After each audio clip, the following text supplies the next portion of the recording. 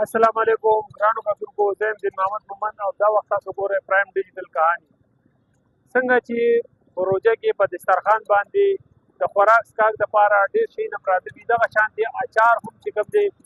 د دسترخوان یو زینت دی او په روژه کې اکثره د روژهدار د خولې خوند چې کوم دی هغه پیکه وي نو دې د وجې هغه کوشش کوي چې چټخارېدار شیونه استعمال کړي څنګه چې د اچار شولو کچالو بیړه شوله نور داسې چټخارېدار شي چې هغې سره د دې د خولې دا خوند برابر شي په پېښور کې د اچارو څومره مارکیټونه دي څومره دوکانونه دي بیا د اچارو څومره اقسام دي دې حوالې سره به موږ خبرې کوو د دوکاندارانو سره راځئ موږ سره دا کوم ځای نه راځي د اچار دي زیاتره د کراچۍ نه راځي مختلف ایټمونه دي کراچۍ نه راځي کراچۍ کوالټۍ ملک کوي او د زموږ د ټول مالونه تقریبا کراچۍ نه راځي کراچۍ نه دا دي اکثر د زموږ دلته قبایل والا راځي برانا دیر چترال بنو دا خلک راځي چې د سټې د روژې له وکړو کې دي دا نه ګفت پسند دا نه موړي او خلکو لم ګفت لپاره وړي او ګرانو کتونکو دا وخت مونږ کریمپوره کې موجود یو دلته یو اچارو دکان دی چې هغې سره مختلف قسمونه دي د اچارو او دلته یو ګاهک ولاړ دی دې سره به خبرې کوو چې السلام علیکم وعلیکم السلام. تاسو څه نه راغلي څه اخلئ دلته اچار لپاره راغلی یم. نو اچارو خو ډېر اقسام دي کوم اچار او بس دا ګازرو والا امونو والا اچار څنګه د ګران دي ګازر نه ښه دي ماشاءالله ایسې به هم ښه سړی دی کافي اخلاقي سړی دی او دا راته ووایه چې په دې روژه کې د اچار چې کوم دی خلک ولې زیات استعمال بس دا داسې دی چې انسان له دا معده دې کولاوي او خوراک یې هاضمې لپاره ډېر ښه شی دی نو بس دې لپاره خلک ډېر زیات خوښوي نور څه وجه کېدی چې زیاتره مونږ ګورو هر دسترخوان باندې اچار بس دا خو د هر دسترخوان زینت دی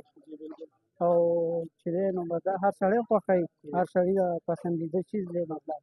نو بس دې لپاره مونږ هم وله راغلي یو ایسې ته نو اچارو کې خو ډېر اقسام دي کوم اچار یو شکارپور والا نیشنل احمد د نور کلاو اچار په دې کې بیا مختلف اچار وي ګازرو والا د نور اوږې والا کوم دی تاسو بالکل جی ډېر ورایټیز پکې شته نو دې کې یو دی نیشنل والا هغه ډېر زیات فیمس دی ډېر زیات خلک خوښوي نو بس هغه ګران دی دې د وجې په دې ځای کې مطلب خلک غریبانان دي نو هغوی زیاتره د حساب نه وړي او دا کافي ښه ریټ باندې ورکوي دې د وجې نو کوم یو ښه دی دا تاسو ښه بس همدغه دی ایسې نو موږ هم وړو بس تاسو وله راشئ کوم یو ټیسټ دی هم والا دي داسې ګازرې والا هم والا او ګازرې والا میکس اچار څه به وایي تاسو لږ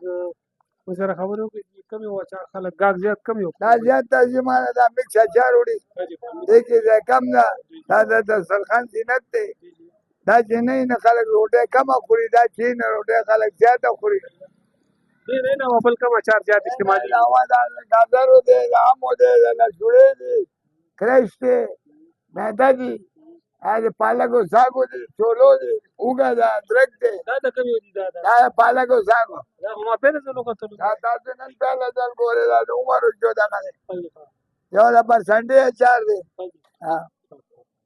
او دا تاسو دلته لوکل دغه کوم جوړېږي که نه بهر نه نه چې بهر نه راځي کوم ځای نه راځي او کوم ځای ته زیاتر ځي دا ځینې د چلیږي او زیاتره په ټول پاکستان کې چلیږي خلک لرې کوټ بنو ټانګ پړه چنار کورم دی خوا نه راځي د روژې کې دوبۍ ته خلک وړي روژه کې ډېر زیات چلي د څومره ټایمو شوی دکان تاسو دلته څومره وخت نه د کاروبار کوئ زمونږ دکان اوس جو څلور پنځوس کاله زیاتره په دې روژه کې اچارو استعمال ډېر زیات شي څه وجه ده خلکو د خولې دا خوند ګډوډي کوي خولې خوند خرابي او وریجې دغه هفتن روژه کې خلک دا خوري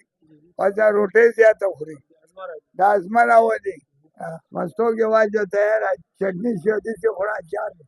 او مربی هم شته دا ټولې مربې استعمالي دي ورسره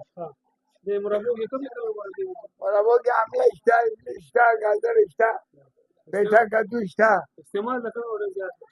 استعمال د کوم ډول زیات استعمال ټول مربا استعمال نه زیاتره خلک هم استعمالوي زیاتره امله استعمالوي املی استعمالوي ګرانو کتونکو څنګه چې تاسو د دکاندارانو خبرې واورېدلې او دغه شانتې د ګاهک خبرې مو واورېدلې کوم کسټمرز دي او اچارو له راغلي وو د هغوی دا وینا وه چې یاره د روژې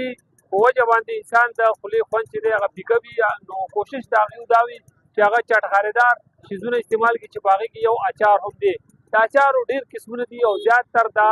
بیا چې دی د سند علاقه